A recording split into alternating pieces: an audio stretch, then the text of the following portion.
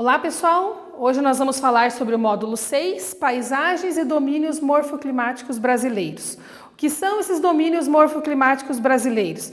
É a junção da vegetação, do clima, do solo de uma região.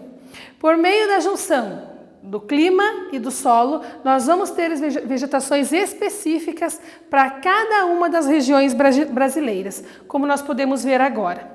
Aqui nós temos o mapa do Brasil com os 6 domínios morfoclimáticos existentes em nosso país. E aí nós vamos ver as características principais de cada um deles. Aqui está o mapa do Brasil com os 6 domínios morfoclimáticos que nós temos em nosso país. Vamos ver as características da vegetação de cada um deles. Primeiro, domínio amazônico. Esse é muito fácil de nós lembrarmos.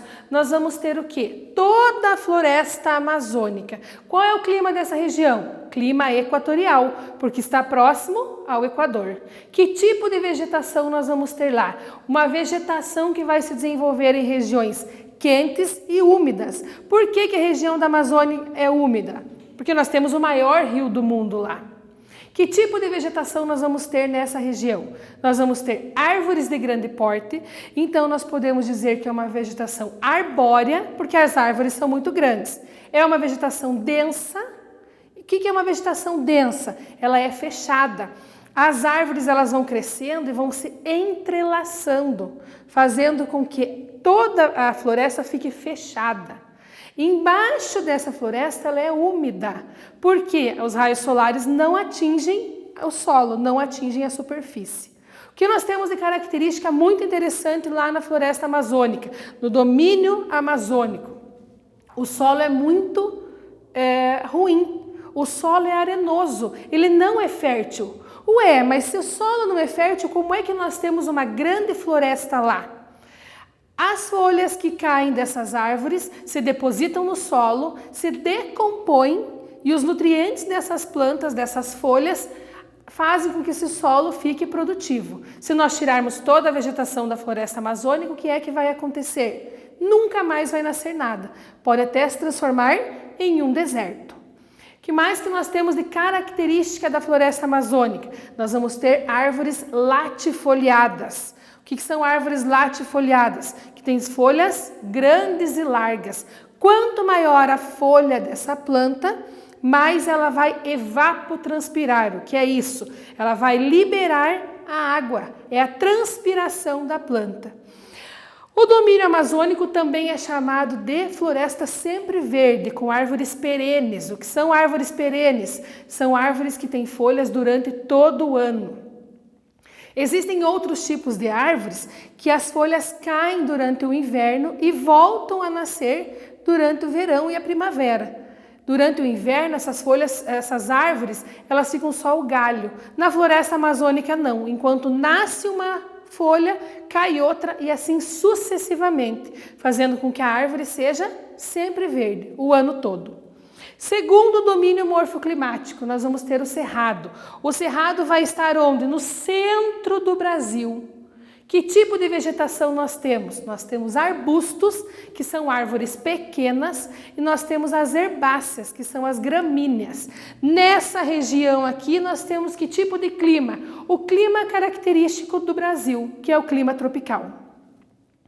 Terceiro domínio morfoclimático que nós vamos ter, a caatinga. O que é que nós temos aqui na caatinga? São as plantas xerófitas.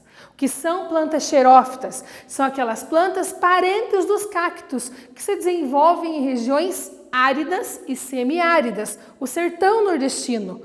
Pouca água. Então existem plantas que se desenvolvem em regiões de pouca água? Sim. Os cactos, eles não precisam nunca de água? Eles precisam, mas se nós molharmos esse cacto uma vez por ano, ele consegue sobreviver, porque ele não tem folhas grandes e largas, ele tem folhas pequenas. Que folhas o cactus tem? Os espinhos. Os espinhos são folhas adaptadas à falta de umidade.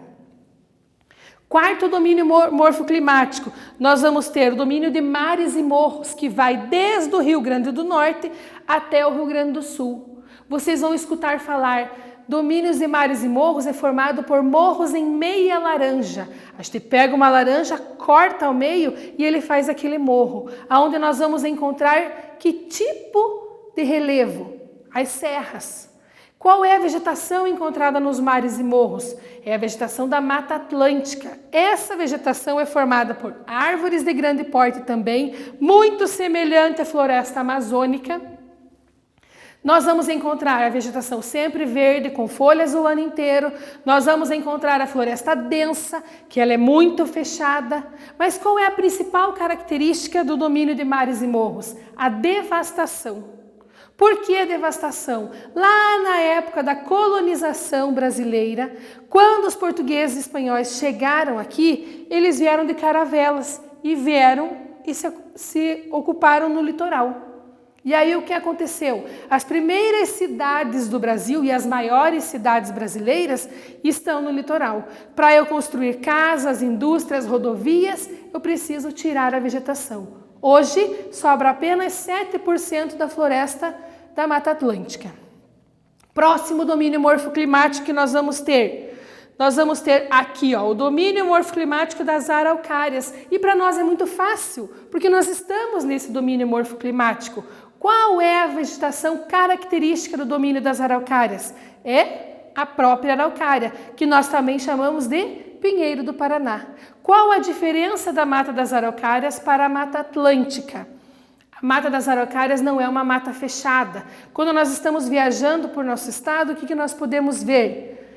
Nós vemos os campos e uma araucária espaçada da outra, quer dizer, uma um pouco longe da outra, elas não estão todas grudadas.